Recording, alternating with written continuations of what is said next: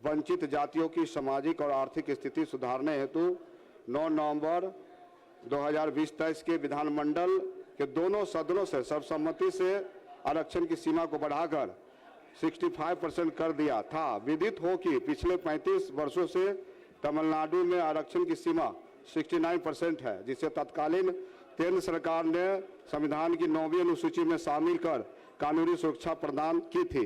दुर्भाग्यवश बिहार के इस कानून को न्यायिक प्रक्रियाओं के कारण वर्तमान में बाधा का सामना करना पड़ रहा है, क्योंकि इसे केंद्र द्वारा 9वीं अनुसूची का संरक्षण प्राप्त नहीं हुआ। अतः दिनांक 18/2/2020-26 के सारे पूर्व निर्धारित कार्यक्रमों का स्थगित कर राज्य के करोड़ों वंचितों के हितों की रक्षा हेतु सरकार एक सशक्त कमेटी का गठन करे, जो समयबद्ध सीमा के अंदर अपनी रिपोर्ट प्रस्तुत करे और उस रिपोर्ट के आधार पर सरकार पुनः नया विधेयक लाकर उसे पारित करे। साथ ही केंद्र सरकार पर यह दबाव बनाए कि उसे अविलंब संविधान की 9वीं अनुसूची में अविलंब शामिल किया जाए, ताकि इससे अस्थायी कानून कवच प्राप्त हो सके, जैसे अति लोक महत्वपूर्ण के विषय पर विमर्श हो।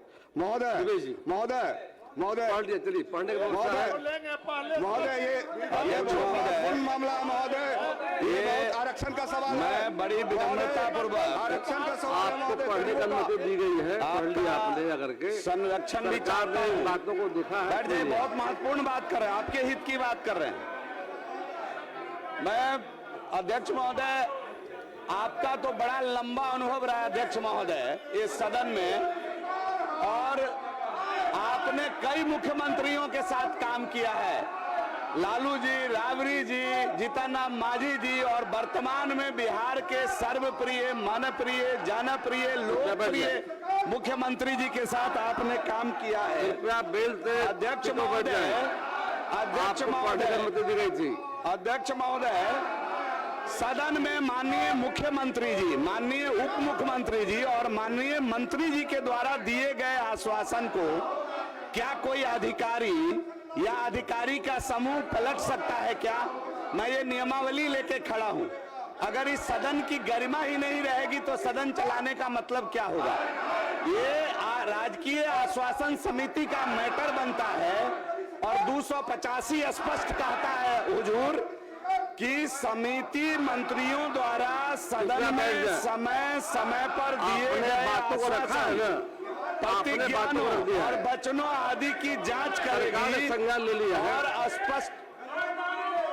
और स्पष्ट रूप से किस हद तक ऐसे आश्वासन, प्रतिज्ञाएं और वचन आदि कार्यान्वित किए गए हैं, इसकी समीक्षा करेगी।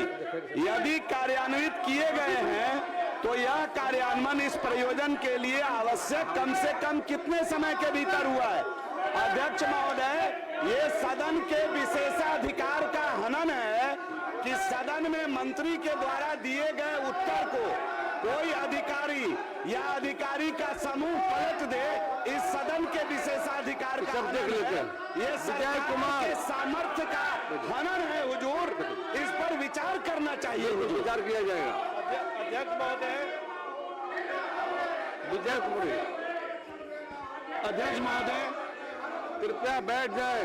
मैं कटिहार जिला खुल गई है, मैं कटिहार जिला अंतर्गत बरारी विधानसभा के कुर्सेला प्रखंड के कुर्सेला बाजार में दिनांक 15/2/2026 को भीषण आग से लगभग 25 करोड़ की क्षति हुई है, जिसमें 500 दुकान भी जल करके राख हो गए। अतः अध्यक्ष महोदय, मैं सदन के माध्यम से अग्नि पीड़ित परिवारों को मुख्यमंत्री सहायता राशि योजना से पीड़ित परिवारों को 10-10 लाख रुपया देने की मांग सरकार से करता हूं। अब शून्यकाल लिए जाएंगे। श्री ललन राम। माननीय अध्यक्ष महोदय, बिहार राज्य अंतर्गत शिक्षा सेवक, टोला सेवक विकास मित्र एवं तालीम मरकज को राज्यकर्मी का दर्जा, मानदेय बढ़ोतरी एवं आवास योजना कॉलोनी का लाभ देने के सरकार से मांग करता हूं। अध्यक्ष महोदय, लोकतंत्र में सबसे बड़ा चीज है विश्वास।